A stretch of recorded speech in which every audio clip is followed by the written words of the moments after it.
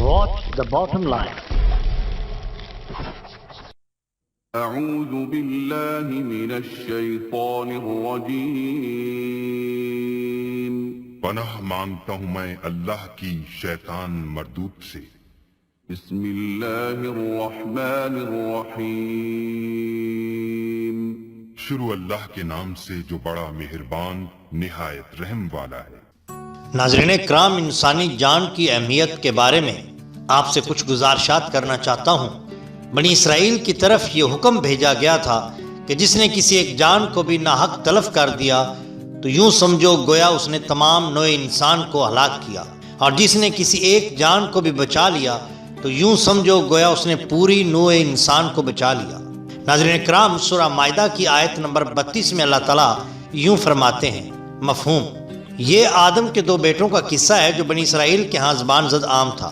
اللہ تعالیٰ فرماتے ہیں، چنانچہ اس وجہ سے ہم نے ان کی طرف یہ تاکیدی حکم بھیجا کہ یاد رکھو جو شخص کسی دوسرے کو قتل کر ڈالے بجوز اس کے کہ وہ جرم قتل کے قصاص میں ہو یا ملک میں فساد برپا کرنے والے مجرمین کو قانون کے مطابق سزا دی جائے گی، تو اس قسم کے بے گناہ قتل کے متعلق یوں سمجھو گویا اس شخص نے ایک فرد کو قتل نہیں کیا، پوری کی پورے نوع انسان کو قتل کیا ہے۔ اس کے برعکس جس شخص نے کوئی ایک جان بچا لی تو گویا اس نے پوری نوع انسانی کو بچا لیا۔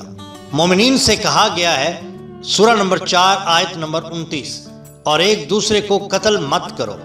انسانی جان کو خدا نے واجب الاحترام بنایا ہے، اس لیے اسے حق کے بغیر ضائع کرنا جرم ہے۔ حق کے معنی یوں ہوں گے قانون خداوندی کے مطابق۔ اللہ تعالیٰ سورہ نمبر 6 آیت نمبر 152 میں، سورہ نمبر 17 آیت نمبر 33 میں، سورہ نمبر 25 آیت نمبر 68 میں فرماتے ہیں، انسانی جان کو خدا نے واجب الاحترام قرار دیا ہے، اس لیے اسے ناحق قتل مت کرو۔ جرم قتل کا مواخذہ کر کے مجرم کو سزا دینا اسلامی مملکت کا فریضہ ہے۔ اللہ تعالیٰ قرآن پاک میں فرماتے ہیں، اے جماعت مومنین، تم پر فرض قرار دیا جاتا ہے کہ تم قتل کے مجرم کا تعاقب کر کے اسے قانون کے مطابق سزا دو۔ دوسرے الفاظ میں اسے قاتل اور مقتول کے وارثوں کے مابین ایک نجی معاملہ نہ سمجھا جائے، بلکہ اسے معاشرہ یا نظام کے خلاف جرم سمجھا جائے، یہ نظام اسے اپنے ہاتھ میں لے۔ سزا کے سلسلے میں عدل اور مساوات کے بنیادی اصولوں کو ہمیشہ پیش نظر رکھنا چاہیے، یعنی اس میں بڑے اور چھوٹے کی کوئی تمیز نہیں ہوگی۔ سوال قاتل یا مقتول کی پوزیشن کا نہیں، اصل سوال عدل کا ہے، جس کی روح سے ہر انسانی جان یکساں قیمت رکھتی ہے۔ ناظرین اکرام، جرم قتل کی 2 صورتیں ہو سکتی ہیں، ایک قتل بلا ارادہ اور ایک قتل بالارادہ، یعنی قتل عمد اور قتل سہون۔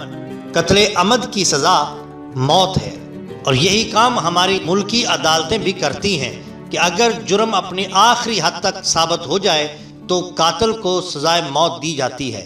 لیکن اس کے ساتھ ساتھ کچھ روایات بھی عدالتوں میں در آئے ہیں، جن میں سے ایک یہ رواج ہے کہ جب عدالت میں جج کسی ملزم کو مجرم قرار دیتے ہوئے سزائے موت کا فیصلہ دیتا ہے تو فیصلہ تحریر کرتے ہوئے اپنے پین کی نب بھی توڑ دیتا ہے۔ کیوں کرتے ہیں؟ یہ ایک ایسا سوال ہے جس کے معروف جوابات ہم یہاں قائرین کی دلچسپی کے لیے پیش کر رہے ہیں۔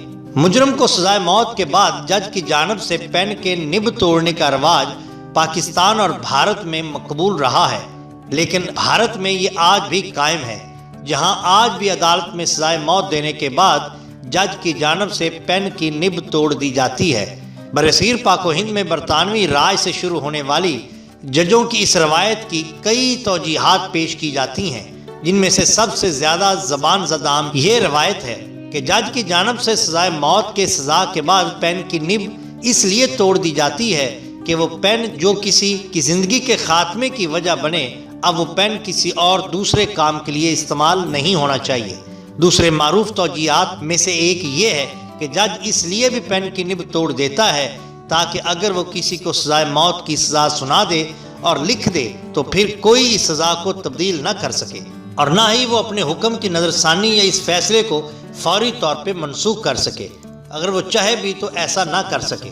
عام روایت یہ بھی ہے کہ جب جج یہ سزا کسی مجرم کو سناتا ہے تو جج کی جانب سے پین کی نب توڑنا اس پر افسوس کا اظہار کرتا ہے، اور آخری وجہ یہ بھی بیان کی جاتی ہے کہ جج پین کی نب اس لیے توڑ دیتا ہے کہ وہ مجرم کو سزائے موت دینے کے فیصلے پر کبھی نادم نہ ہو اور اسے کوئی پچھتاوا نہ ہو، اس لیے وہ اس پین کی نب توڑ کر اسے ناقابل استعمال بنا کر اپنے سے دور کر دیتا ہے تاکہ یہ فیصلہ اسے کچھ یاد نہ دلائے۔ ناظرین اکرام، اگر آپ کو ہماری یہ ویڈیو پسند آئی ہو تو لائک کیجیے اور سبسکرائب کیجیے ہمارے چینل دا باٹم لائن کو، تاکہ ہم آپ کے لیے اور بھی بہترین ویڈیوز لا سکیں۔ اپنے دوستوں کا بہت خیال رکھیے۔ اللہ اور اللہ کے رسول صلی اللہ علیہ وآلہ وسلم سے بہت محبت کیجیے۔ آپ کا بہت شکریہ۔ اللہ حافظ۔